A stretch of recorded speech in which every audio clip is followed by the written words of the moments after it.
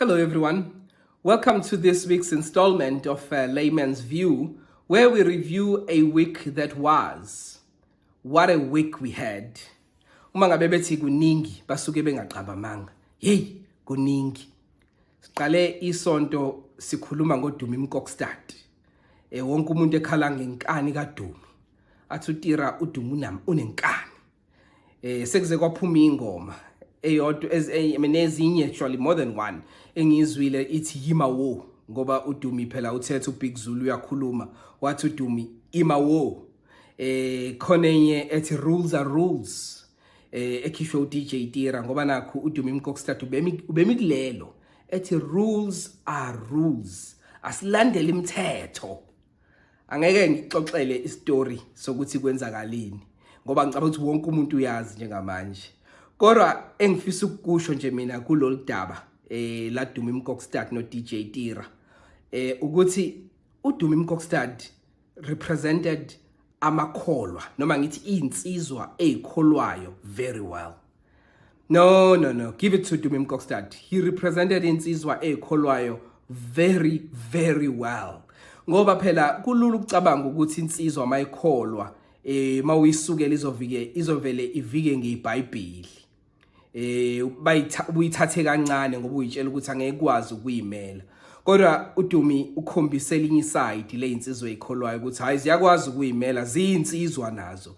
Ziyinsizwa kwezinye insizwa. Wathi uDumi angiphumi. Babe bethi phuma Dumi, wathi uDumi no, rules are rules. Imawo angiphumi. So yeah, no man, well done to Dumi Mkokstad. I think he did well for insizwa ezikholwayo. So ningayithathi kancane insizwa ezikholwayo. Hello everyone, this is Podcast Radio and Stuff. PRS Mautanda, I'm Ntobeko Khuluse. Let's review the week that was, starting with GNU. What has been happening in the GNU? Government of National Unity. So I'd like us to focus on three things today. Eyokuqala esofocus kuyona when it comes to GNU, ama dynamics within GNU ministers. What do I mean by this? What I have picked up is that there seems to be a competition amongst GNU ministers. And I saw this even on Twitter. People were comparing what GNU ministers, especially from opposition parties, have been able to achieve in a short space of time in comparison to what ANC ministers were able to achieve in 5 years. And some people were saying it seems like GNU is working and opposition ministers or former opposition ministers are going to keep ANC ministers on their toes. So let's look at some of the things that people were talking about around GNU ministers, especially those who are from the opposition party. Starting with Gayton McKenzie. So Kumbula Sonko to Gayton McKenzie, Minister of Sports, Arts and Culture from the Patriotic Alliance, the party I lead. Wa release ama list, ama artists ase benefitile from the department yake.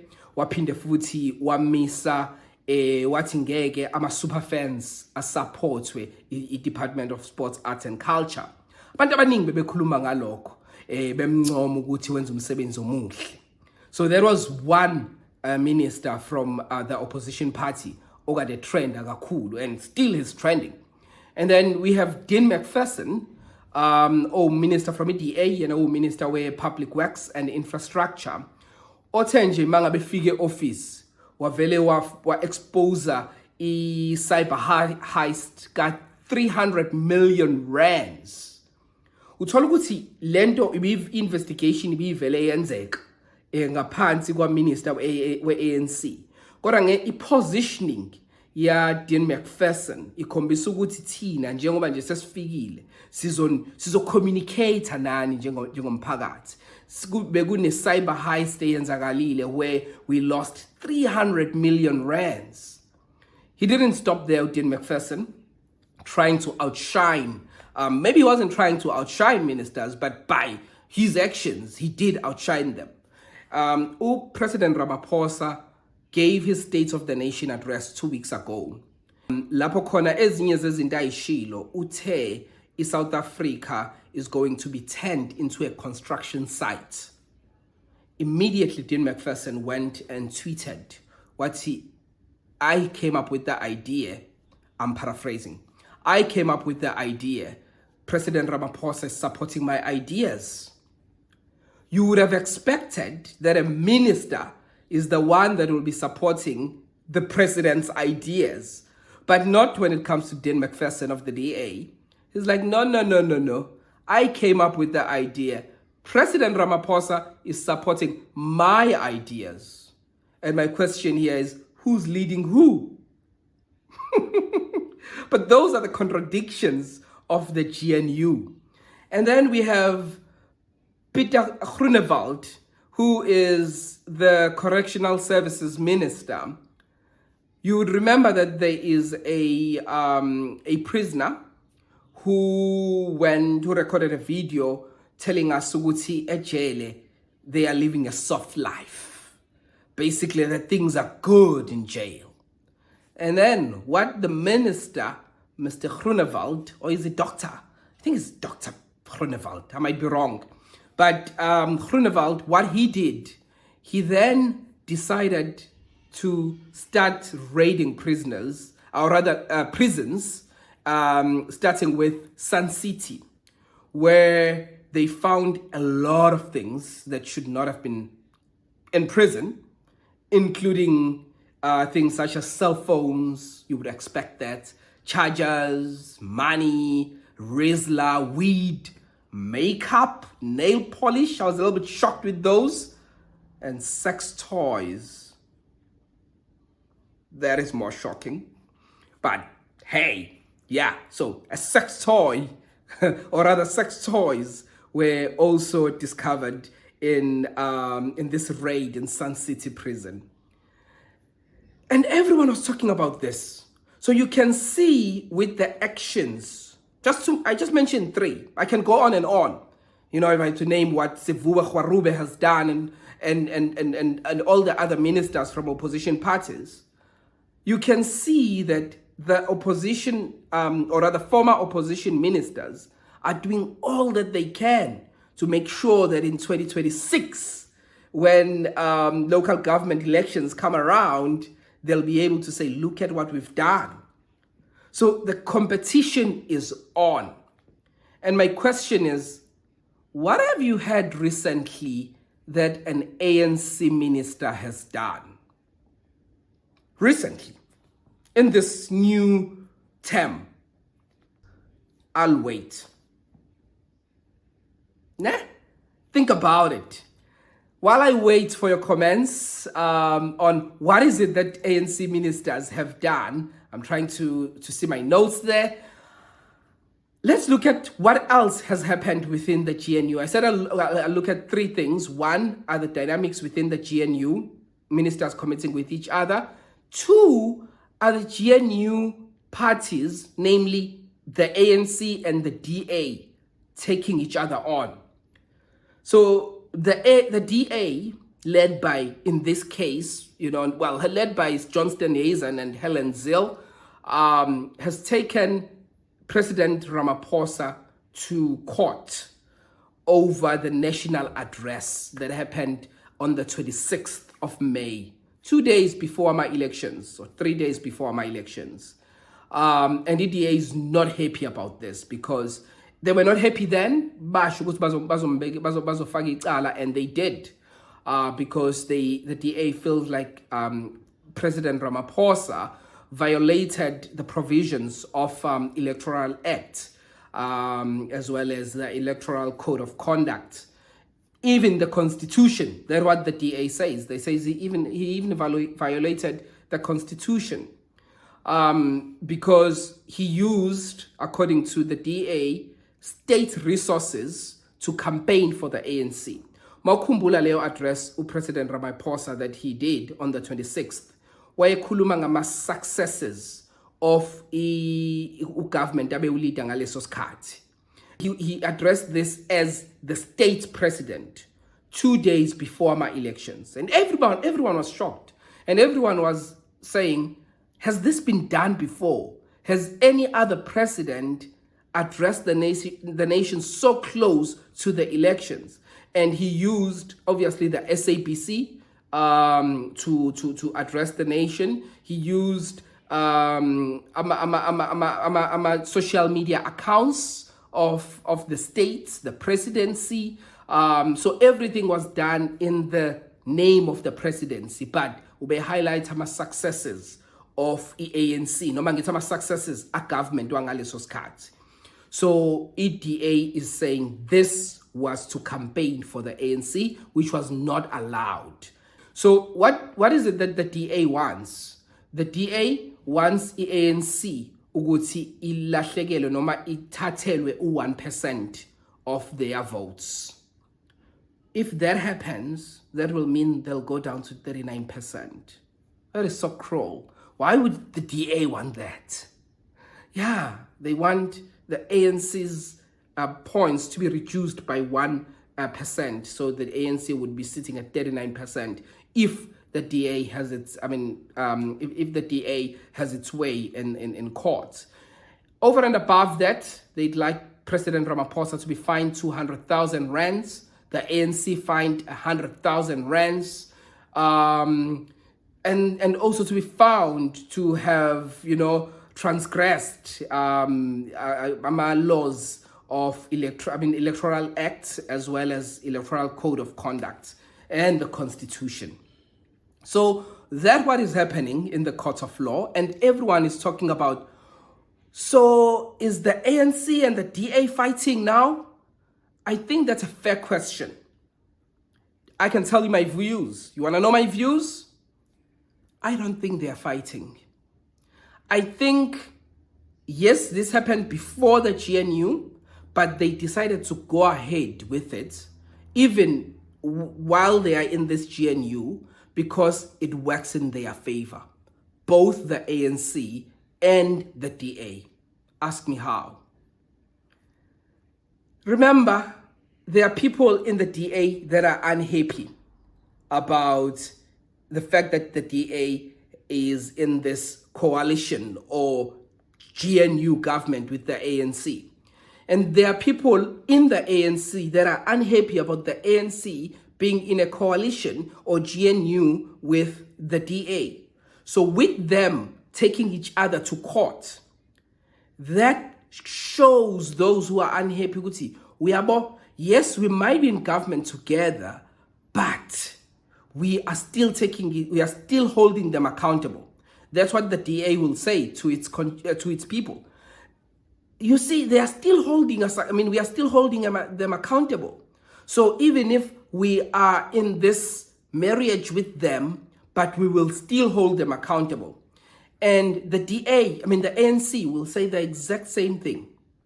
Yes, we are in a coalition with them or the GNU with them, but you see, they are taking us to court. So we are not one party, because there are people in the ANC that are unhappy about this arrangement. So it works in both of their favors, both the ANC as well as the DA. That is just my view. But what do you think? I would love to know your thoughts. What do you think on this one? Do you think the GNU is in trouble with the DA taking the ANC and President Ramaphosa to court, or it's all just an act? I'm not usually a conspiracy theorist, but this is just an act in my view. What do you think? I would love to know your thoughts on this one. And now, to close it off on this GNU thing, before we move on to other stories that were trending, the last thing that I'd like us to look at is a possible implosion within the ANC and its alliance partners. So I think something is brewing in the ANC. People are not happy with the ANC being in a government of national unity or coalition, grand coalition as others call it, with the DA and Freedom Front Plus, specifically those two. There is a section in the ANC that is not in control by the look of things. But there's a section in the ANC that is not happy with this. And some of the symptoms of this unhappiness, swabona, with the fights that are happening. And one of the fights that I would like to talk about, I'll talk about two fights. One of the fights that I would like to talk about is a fight that is currently happening between President where ANC Youth League, Colin Malachi, as well as ANC in Gauteng. Colin Malachi, just in case you didn't hear this story, Colin Malachi was addressing some people somewhere, and he said the ANC in Gauteng did not campaign. He said there was no election campaign in Gauteng. The only person that he feels was campaigning was Premier Panyaza Lusufi. But he says others were just up and down with slay queens, drinking champagne and smoking cigars. That's according to Colin Malachi. And that's why ANC lost control of Gauteng, because they dropped drastically in Gauteng. Despite that they're in control right now, they're in government, but they did drop. He says, there are people that is Colin, he's going on. He says there are people that are untouchable, the golden boys who are always in the executive of Gauteng, but they are failing to fill stadiums. And the ANC Gauteng was not having it. Moso Lebogang Maile. Lebogang Maile responded on Twitter, and he said, and there's a picture on the tweet that he was responding to. There's a picture of Colin Malachi, who's the ANC Youth League president, and Fikile Mbalula, who's the SG of ANC. And Colin Maile on Twitter says, the sugar daddies send their boyfriends to insult us because they are cowards. I dare them to show their faces. That's what he said. And if you try to unpack the tweet, in my view, because there's a picture of Fikile Mbalula and Colin Malachi, it sounds like he's saying the sugar daddies, talking about Fikile Mbalula, send their boyfriends, talking about Colin Malachi, to insult us because they are cowards. So those are the sugar daddies that are cowards, Fikile Mbalula. I dare them to show their faces. Them in that case being Fikile Mbalula, the sugar daddy, according to Lebogang Maile. I don't know. There seems to be trouble in paradise, and there's a whole lot more that is happening within the ANC and its alliance. Begim Tolo, here in KZN, who's the secretary of ANC here in KZN, also went on, because Nehau first, maybe let's start there. Nehau claimed that the ANC has betrayed its principles by forming this government of national unity with parties like the DA and Freedom Front Plus. And then Begim Tolo went on to say, because of Nehau has said this, then he also talking in Nelson Mandela's birthday in Mkokstad. He said, Nehau njoba nje ikhuluma, all the problems that are in the public sector are because of Nehau. He went on to make examples, if I recall.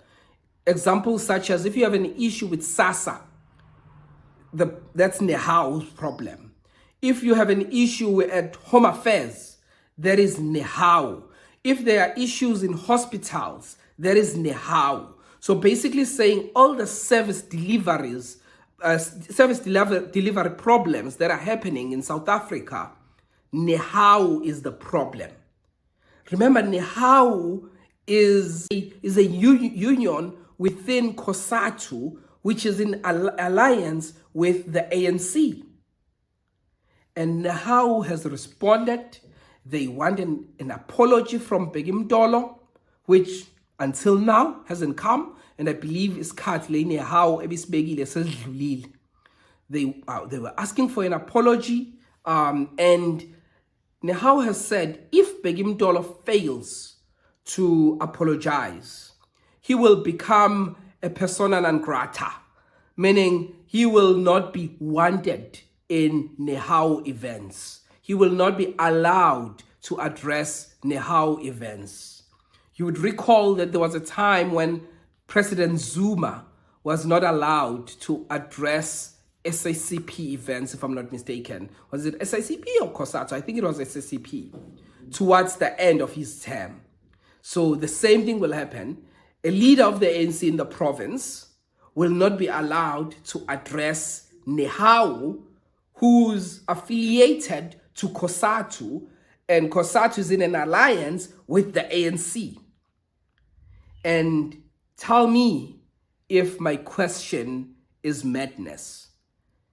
Is the alliance and the ANC imploding?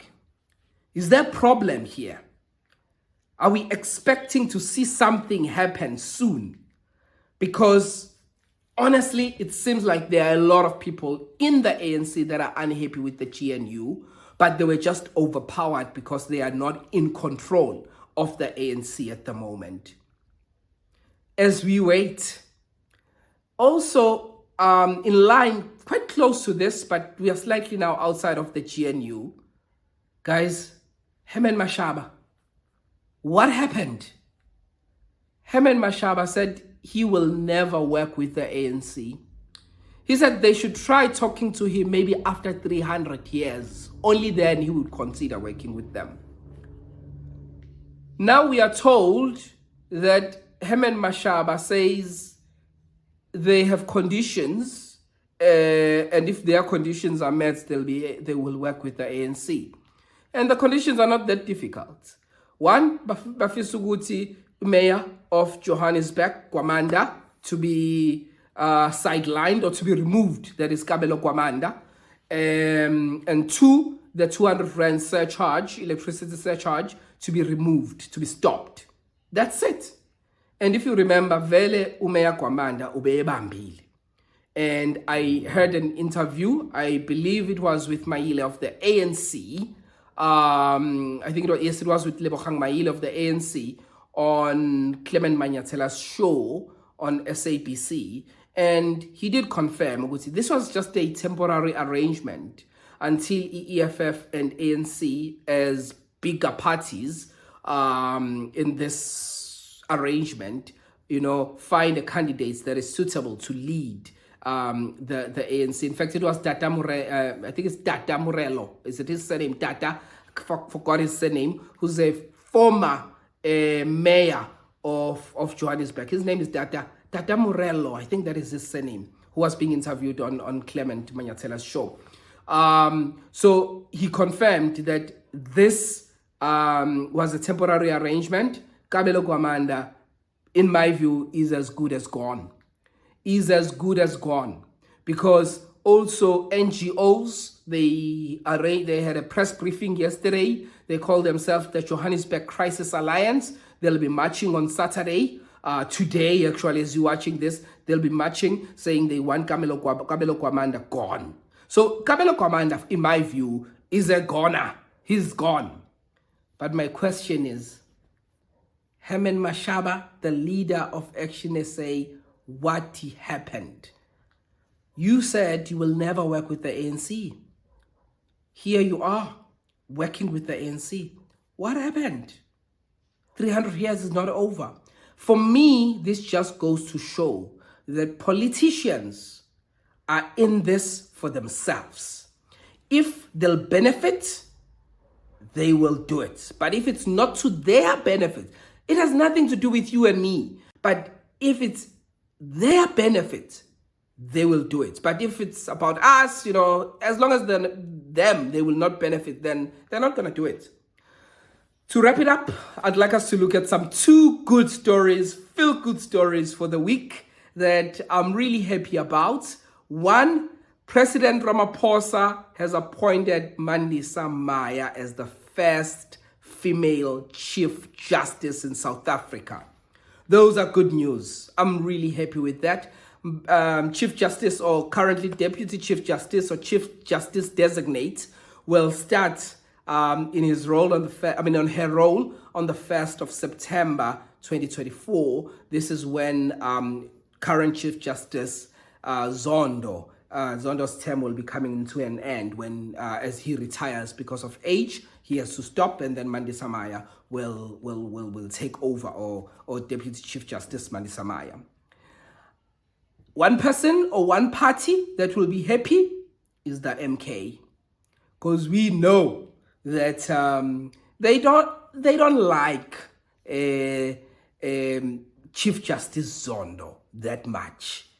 So I imagine the MK will be happy. And if you remember, even in 2022, when President Ramaphosa decided to appoint Chief Justice Zondo, who was an acting Chief Justice at the time, the JSC had recommended Deputy Chief Justice Maya to be the Chief Justice.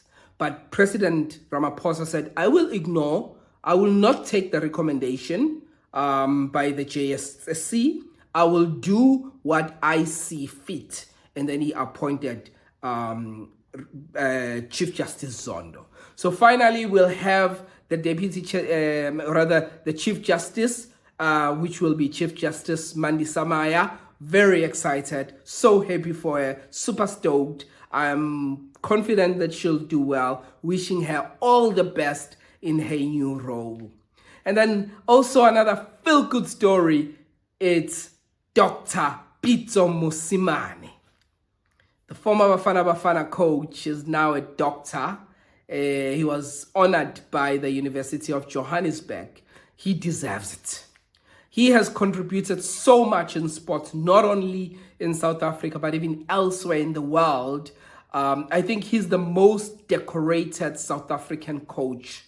If you look at his history, the cups that he has won, if you look at the teams that he has coached and the achievements, he is a decorated guy, so he deserves to be Dr. Pitso Mosimane. Those are the two feel-good stories for this week that I just wanted to touch on. And other stories that I'm not going to elaborate on, but that caught my attention before you share your stories that caught your attention as well.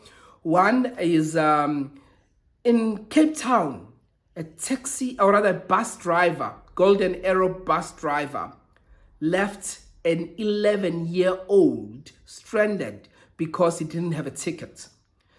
Because he didn't have a ticket, an adult man said, do not enter this bus. What kind of people are we? Who does that? Who does that? And Lengane Ena 11 was traveling with his siblings, younger siblings. Ingani lahli ticket, the 11-year-old lost his tickets. Siblings had their tickets. They were allowed in the bus, but the 11-year-old had to walk home. Was helped by a stranger, got a lift, but he still had to walk home. From around 2:30, he got home around 10 p.m.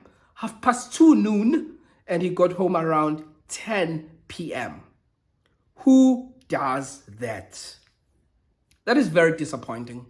For anyone, it's disappointing. It's inhumane. Only because you were scared of getting a warning, if we would see that what he was going to get, I don't know. But honestly, for me, that story was really disappointing.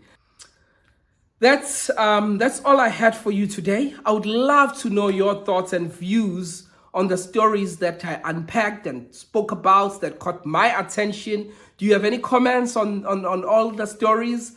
Or maybe there's something else that I did not talk about that caught your attention. I would love to know about it as well. Please go in the comment section and share your thoughts and views. This is Podcast Radio and Stuff. Tomorrow is a Sunday. We are dropping an episode. We are talking to the legendary Archie Majola. So stick around. It's Podcast Radio and Stuff. I'm Ntobeko Khuluse. In tomorrow's episode, we'll be with my partner in crime, Dogozo Japa. Thank you for watching this video. Please remember to subscribe and like and share.